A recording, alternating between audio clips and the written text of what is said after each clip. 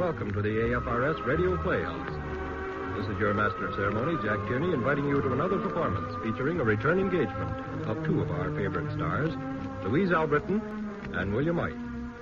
Our play is called For Always, and it's the story of Peter and Rosalind Gregory, a young married couple whose marriage, as the story opens, is about to crash on the rocks of discord. But here is James Wallington to set the scene for us.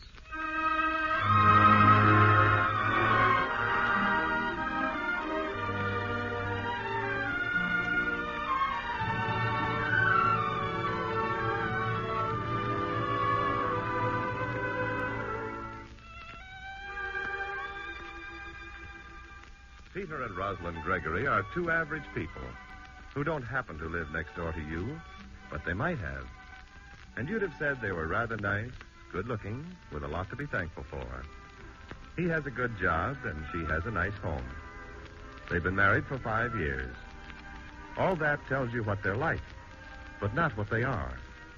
You'd have to sit at the breakfast table with them and listen to the notes of discontent that sneak into the song of these two to get the full picture of Peter and Rosalind. I'll have some more coffee, Roz. Well, there's only half a cup left. I'll tell Laura to make some more. That's enough. Peter, aren't you going to explain last night?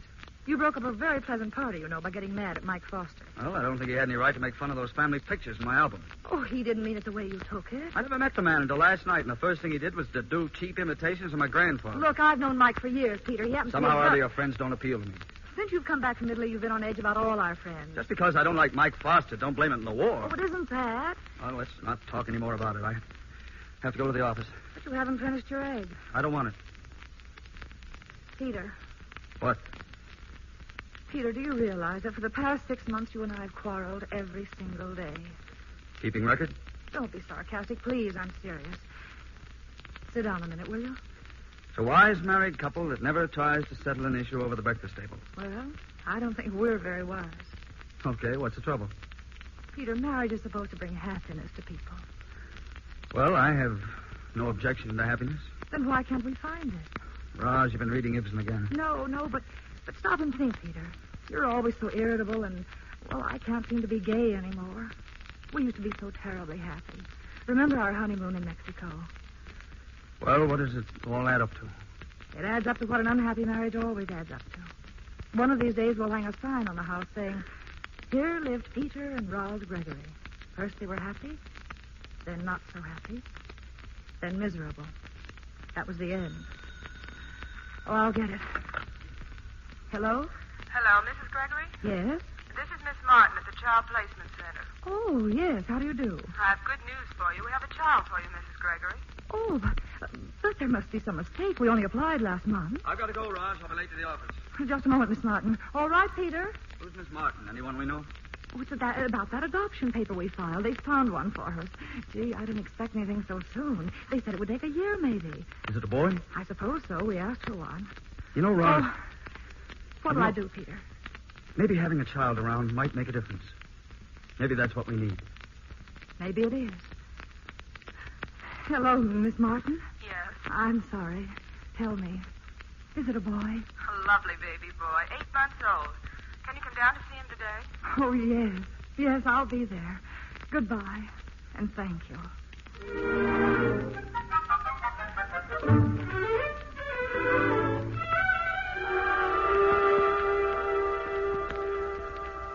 His name is Robert Harrison Cummings. Only living relatives, a 9-year-old sister and an aunt who lives in North Dakota. Both parents were killed in a motor accident. Good people. You say there's a sister? Yes, she'll go to the aunt. Ah, here's our baby. Thank you, nurse. There, now look at that. Isn't he beautiful? Oh, I think he's going to cry. You're strange to him. Oh, no stranger than he is to me. Suppose we go into the playroom here and you can hold him on your lap. Now, you sit there, and I'll put him on your lap. I suppose he will get used to me, won't he? Oh, it doesn't take long. Would you like to see the sister? No, I'd rather not if it doesn't make any difference. Not at all. She's just a plain little thing. Now, I'll leave you alone with the baby for a moment while I get his clothes. You can let him crawl if you like. Well, Robert, you're in for a change of scenery. I hope you like us. Well, not much, and, well, you'll find Peter strange at times, but just remember never to disturb his chess game and not make too much noise when he's at home. It'll take a little doing, but you can learn how to live with Peter. Can I come in, please? Yes, of course. I'm Robert's sister. My name is Deborah. Oh, come in, Deborah. I brought you this woolly lamb. It's all dirty, but Robert loves it, and you won't go to sleep without it. Why, thank you. I'll remember to give it to him every night. He doesn't like eggs, but he'll eat it if you mix it with his cereal. I'll remember that, too. He likes to be sung to, and he likes spoons to play with. He's awfully good and smart, too. I think he's going to walk very young. Bye.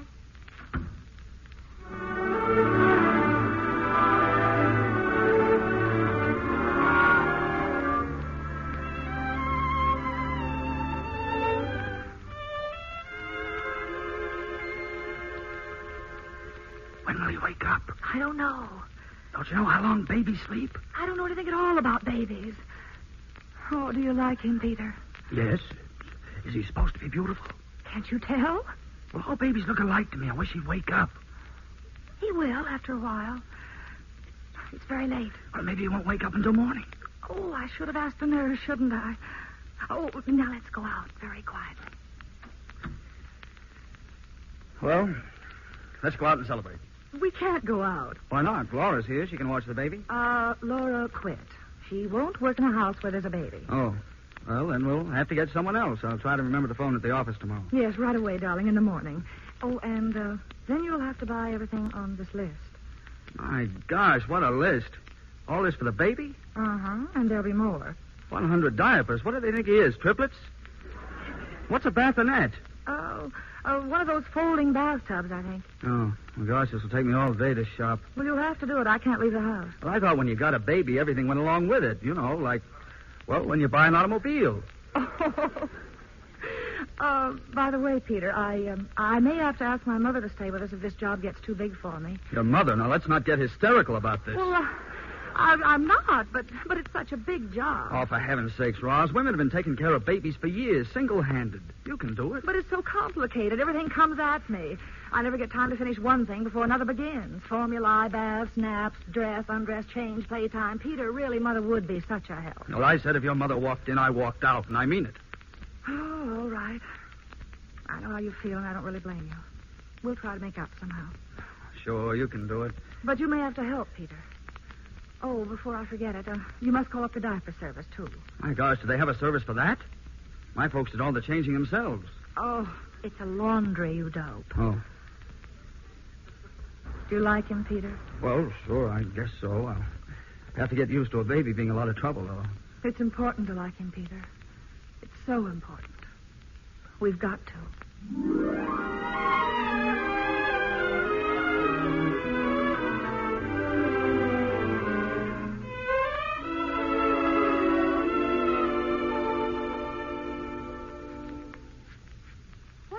For at this time of day, Peter. Hmm? Are you kidding? Well, darling, it's 7:30 at night. Well? Well, why shave? Oh, we're going to the Kirby's this evening. We are? You mean you forgot? Completely. Oh, dear. We're all out of facial tissue again. I thought I asked you to get some. No, I forgot. Well, that's that, I guess. Well, don't say it with such a tone of accusation. For the past month, you've been keeping me so busy buying stuff for Robert, I haven't had time to buy cigars even for myself. Oh, you get off easy. Anytime you want me to do the shopping, you stay home and take care of the baby. Believe me, it's no picnic. That's all you have to do. I've got to work in addition. All I've got to do? Oh, we still have no maid, you know. Tell me who cooks the dinner. Well, at least you get to see the baby when it's awake.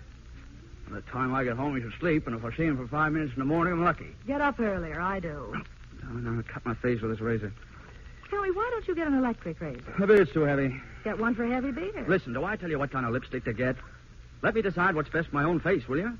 Let's get dressed. We're going out. We can't. Why not? Miss Martin from the Child Placement Center's coming by, and, well, besides, who to stay with the baby? Mother's gone off for the weekend. You mean we can't go? Peter, you just don't go out and leave baby. Bring it with us. That's not done. It would wake him up. At least I get a chance to see him awake. Yes, and I'd have all day tomorrow with a very irritable child. The books say its night sleep should be undisturbed. Books. My mother didn't raise me by a book. Maybe that's the trouble. Now, listen. I've been cooped up in this house every night since the baby came. We're going out. You are going out, maybe. Besides everything else, I'm worn to a frazzle, Peter. Everything went wrong today. I scorched the milk, and Robert wouldn't eat his mush. And I don't blame him. It looks awful. Any suggestions? About what? Well, what would you suggest I offer him? Marinated herring? A baby's diet is a very strict affair. Well, the whole thing's a lot of trouble. You wanted a baby. So did you. I'm not complaining. Well, that's all you've done since the kid came. Too much work, too many formulas. Formulae. Well, seems to me we've had more arguments since the baby came than before. Ouch. Oh, Peter, darling, you're always cutting yourself. Well, it's not by choice. Now, where's the tissue? I can stop it with a little corner torn off. Here, use this. Roz, it looks to me as if instead of having better times together, we've had worse times ever since the baby came. Yes, a young baby takes a lot of work. Too much. My gosh, we have our lives to live, too. It isn't working, is it? Frankly, it isn't. Adopting a child doesn't save a marriage from going on the rocks, I guess. Let's not get back on that again. But it's true, Peter. There's no fun in life for us anymore. And I don't think it was meant that two people should bicker from morning till night. That isn't marriage. Well, I'm not going to spend the evening hashing that out again. I'm going on over to Kirby. Peter, Miss Martin's coming by tonight. She said she wanted to talk to us. Well, you talk to her. Supposing I asked her to take the baby back. Well, why don't you? Is that what you want? Quite frankly, Roz, I don't think it makes much difference one way or the other. I guess not. Now.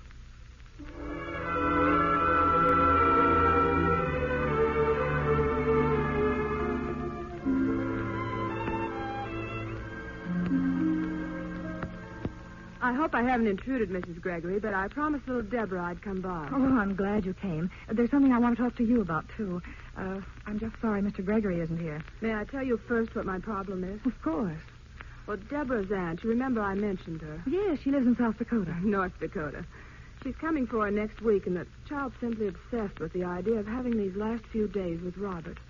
She keeps saying that maybe she'll be able to bear never seeing him again if she can think back and remember all about the house he'll be living in and about you and Mr. Gregory. I know it doesn't make much sense. Oh, it does make sense. May I bring her in the morning, then? Oh, yes. Oh, the poor child. She must be very unhappy. She's very devoted to Robert. Will it be all right with Mr. Gregory? I think so, yes. Good. And now, what was it you wanted to tell me? Oh, well, Peter and I were saying tonight I think it's something that can wait. Yes, it can wait.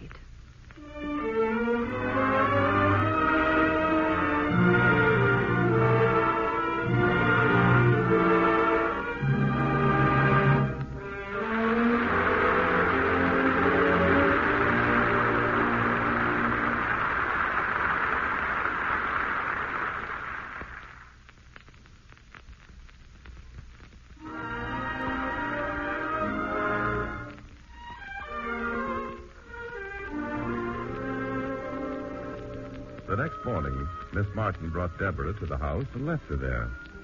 Rosalind didn't expect to feel awkward and strange before a child, but that's the way it was. They stood there for a moment or two in the living room, complete strangers, and yet linked together because of a small baby in another room. Take off your coat, Deborah. Thank you. Shall I lay it on this chair? Yes, that'll be all right. How long before your aunt's coming for you? 3 days. I suppose you'll be glad to see her. I've never seen her before. Oh, I'm sure you're going to like her. How can you be sure? Have you seen her? Oh, no. No, of course I can't be sure, can I? Do you want to see Robert? He's sleeping now. Could I watch him a little? I won't wake him. It's the second door down the hall. I'll bring in his food. It's past his feeding time. I'll be awfully quiet.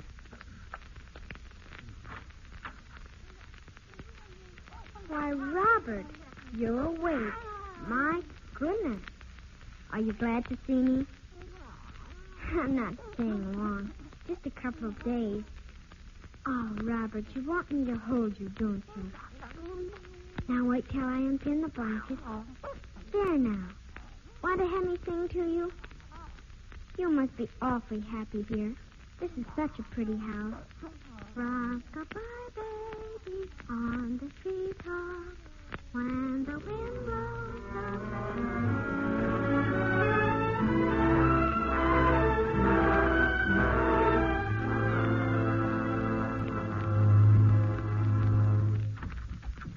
Roz. Yes, Peter? No, I thought you were in the kitchen. What on earth were you trying to call me about today? My secretary said you called 4 times. Well, obviously, I want to tell you something. Whose coat is this? Deborah's, Robert's sister. Where is she? She's in there feeding Robert. I tried to feed him, but I got so self-conscious with her watching me that I thought I'd better let her do it. Robert stopped crying when she took over. Well, what brings her here? Well, her aunt's taking her back to Dakota. When? 3 days.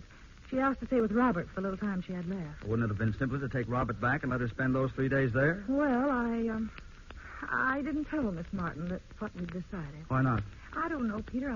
I thought maybe if Deborah went away with a nice memory of this house and Robert here with us, it would be a good thing. Hmm. Do you mind very much, Peter? No, I think you did the right thing. Should I go in and say hello to her? Oh, wait till dinner. She and Robert are having such a sweet time together. Want to know something? What? She takes care of him better than I do. She's a born mother. Well, maybe it's because, well, she knows she's going to lose him. You know, there's something in that. It's like me, now that I know that one day we won't be together under this roof.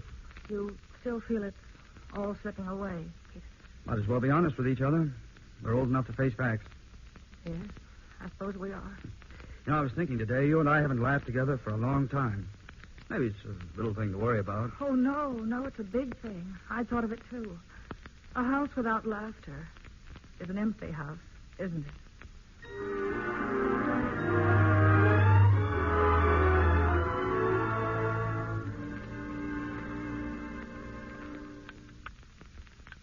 Oh, my goodness, Mr. Gregory, that's too much for me to eat. Well, you try anyway. You don't have to eat at all. That's just Mr. Gregory's way of showing you he's glad you're here.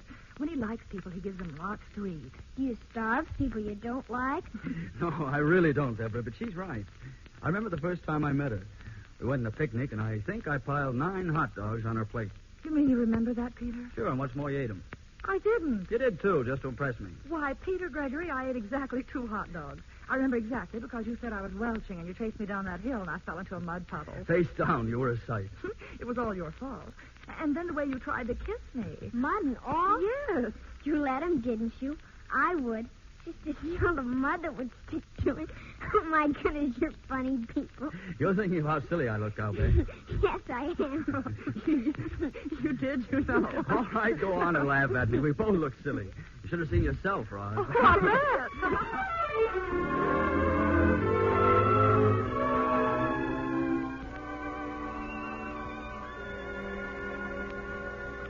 Hey, Roz, look, she's got me checkmated. Serves you right. Oh, I'm so glad you taught me this game. Isn't this the nicest evening? Having lemonade makes it like a party. Well, I can't figure it out. I know all the rules, and she comes along, and after 3 games, she checkmates. It's your sins catching up with you. Little lady, let me congratulate you. Thank you very much. But don't be sad. You might want another game. Uh-oh, but it's bedtime now. It is again. Mm-hmm. Seems like it was just a minute ago I woke up. It's been such a beautiful day, and Robert was so much fun. And it was so nice of you to come home early, Mr. Gregory. I'm the luckiest girl alive. But I am sorry I beat you, Mr. Gregory. Really, I am. Listen, in another week, I won't have a chance. I won't be here in another week. Oh, I'll go in with you, Daddy. Thank you. I can go by myself. Good night. Why did you let her come here anyway? It hasn't been fair to anyone.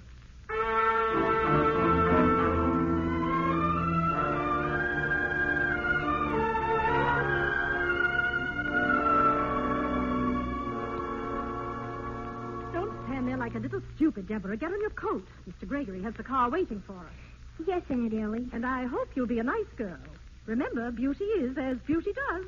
Did you thank Mrs. Gregory for putting you up for a few days? Thank you, Mrs. Gregory. That's all right, dear. When I was a little girl, I curtsied to my elders.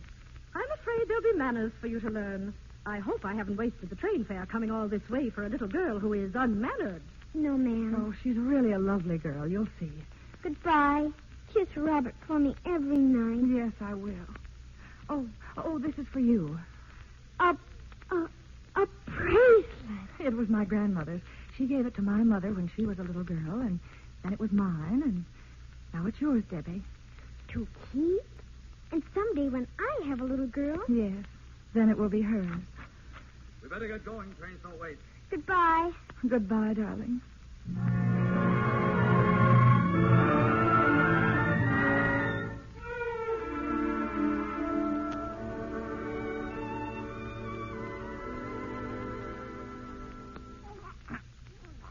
There now, all ready for an afternoon in the playpen. And here are your toys.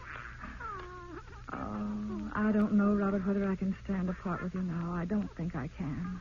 Then why don't we keep him? Peter. Peter, I didn't hear you come back. I thought you were going on straight to the office. Roz, darling, listen. I've got to ask you to do something for me. It'll be a big thing for you to do, and, well, I'm very selfish about it. Oh, what, dear? Well, I should have asked you first. Oh, darling, what? What? Well, I couldn't bear to send Debbie off with that woman. Oh, so what did you do? I brought her back. Oh, I was praying you would, Peter. When I saw that bracelet, somehow I felt, well, she belonged with us. The aunt doesn't care. She doesn't want her, And we do, don't we? Oh, gosh, Roz. I never wanted a daughter so much in my whole life. I'd have fought for her till doomsday. We'd have fought together. Come on, she's in the parlor. I haven't told her yet. I made some silly excuse, so let's tell her. Are you surprised to see me, Mrs. Gregory? Oh, yes, and glad, Debbie. Debbie, honey, I told you a fib. Your aunt isn't coming back for you. She's gone away in the train. You're going to stay with us. We're going to be one family. You and Robert. Well, you, Daddy, and Mother. You mean for always? Mm-hmm. For always. Oh, could I kiss you now, please? Oh, Debbie, this is a great day for all of us. Now could I tell Robert? Could I? Tell him right off, Debbie. Robert, I'm going to stay. We're going to be together. Roz, how about us? You and me. That's for always, too. I know now. Oh, darling, I can't believe it. I was so scared.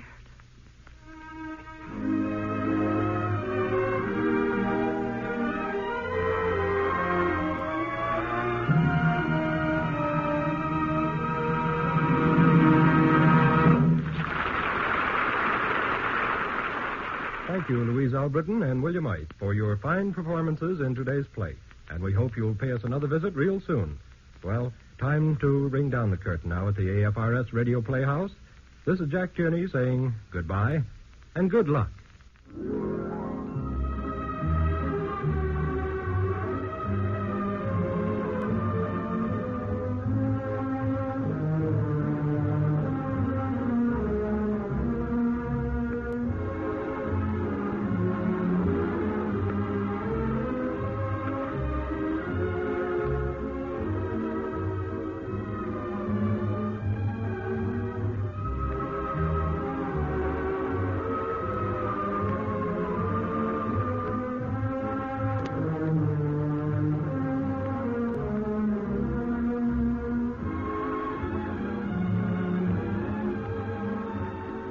This is the Armed Forces Radio Service.